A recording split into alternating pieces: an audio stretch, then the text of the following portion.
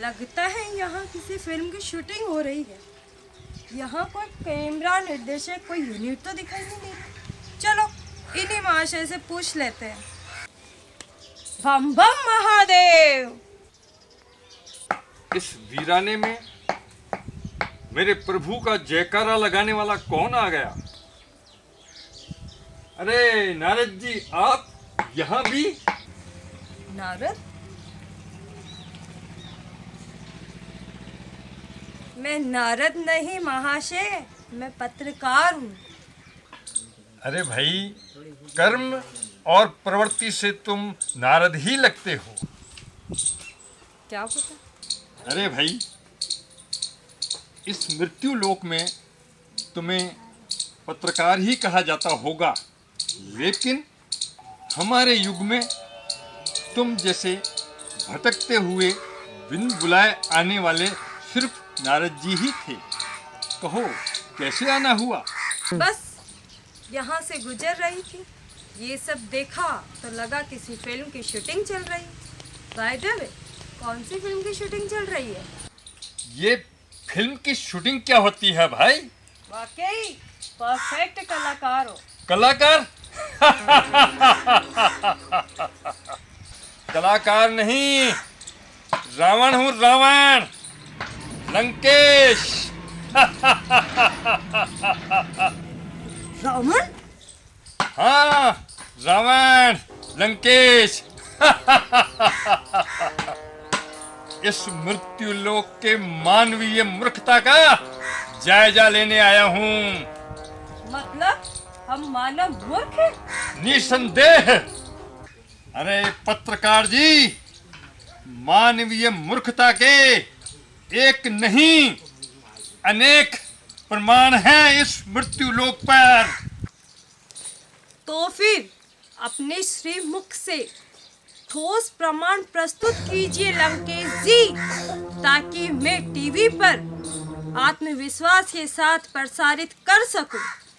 मानवीय मूर्खता का इससे बड़ा प्रमाण क्या हो सकता है पत्रकार जी? हमारी मृत्यु को युगों बीत गए, लेकिन आज तक भी तुम मूर्ख मानवों द्वारा प्रति वर्ष मेरे पुतले को जलाया जाकर अपार धन संपदा और समय को नष्ट किया जा रहा है। आपका कथन बिल्कुल सत्य है लंकेश। निश्चित ही आपका पुतला जलाने की व्यवस्था और क्रिया में अथाह धन और समय की बर्बादी होती है, लेकिन लेकिन क्या? लेकिन इस क्रिया से हमें ये सोचते हुए मानसिक शांति मिलती है कि हम शान और शौकत के साथ बुराई को जला रहे हैं, बुराई का अंत अपने हाथों से कर रहे हैं। वाह, क्या दोगली नीति है तुम इंसानों की। खुद बुराई के दलदल में रहते हो और दूसरे की बुराई पर उंगली उठाते हो। बहुत शर्म की बात है ये। हमने तो माता सीता का अपहरण करने के अपराध में भी मर्यादा और मानव धर्म की पूर्ण रूप से पालना की थी।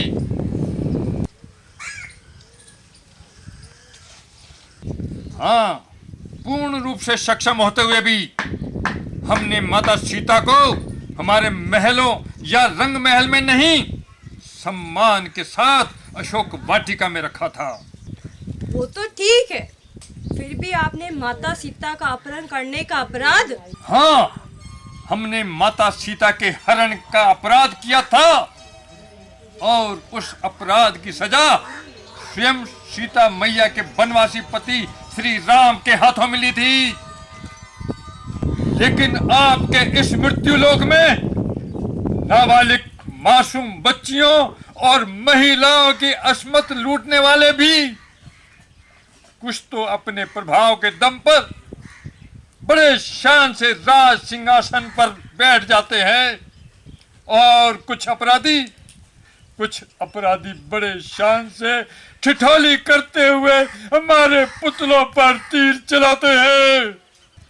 आपकी पीड़ा स्वाभाविक है लंकेश जी, लेकिन आपकी जानकारी हेतु निवेदन ये है कि आपके युग में अपराधी को सीधे सीधे सजा देने का प्रावधान था। तो क्या आपके इस युग में अपराधी को सजा देने का कोई प्रावधान नहीं? ऐसा नहीं है लंकेश जी, हर अपराधी के लिए सजा निर्धारित है, लेकिन देश के संविधान यानी कानून के अनुसार, वो भी अदालतों के जरिए।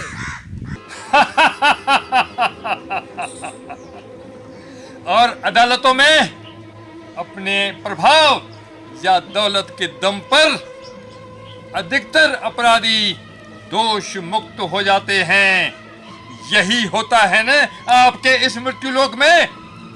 लेकिन हमारे लोकतांत्रिक भारत में संविधान को नकार नहीं सकते। अच्छा? हाँ, यहाँ पीड़ित पक्ष स्वयं भी अगर पीड़ा पहुँचाने वाले दोषी को सीधे सजा दे देता है तो उसे भी दोषी मान लिया जाता है। तो ये बात है। हाँ, सीधे सीधे सजा देना तो दूर, हमारा संविधान तो किसी भी इंसान को बिना इजाजत किसी भी प्रकार का हथियार रखने की इजाजत नहीं देता। और चोरी छुपे कोई रख भी लेता है तो उसे भी दोषी माना जाता है। झूठ, बिल्कुल झूठ। हम स्वभाव से जिद्दी और अहंकारी अवश्य हैं पत्रकार जी, लेकिन अज्ञानी नहीं। हमें बहलाने की कोशिश मत करो।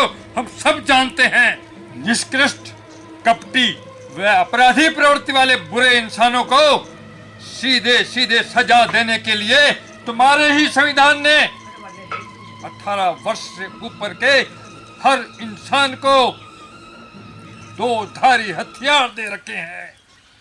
2 धारी हथियार? हाँ, 2 धारी हथियार, और उस हथियार का नाम है वोट, तुम्हारा मतदान। वाह लंकेश जी वाह, बिल्कुल सही कहा आपने। बुरे व आपराधिक प्रवृत्ति वाले इंसान को इस वोट रूपी हथियार से हराकर उसे धराशायी कर सकते हैं।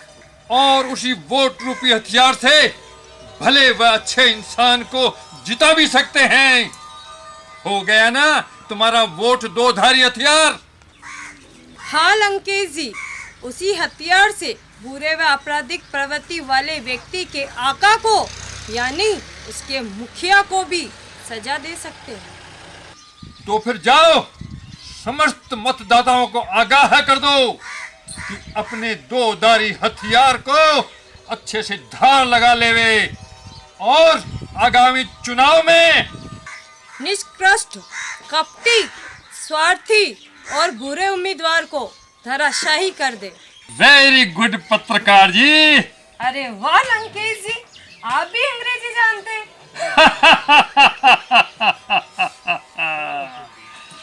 हर वर्ष यहाँ आते आते थोड़ी बहुत सीख गया हूँ।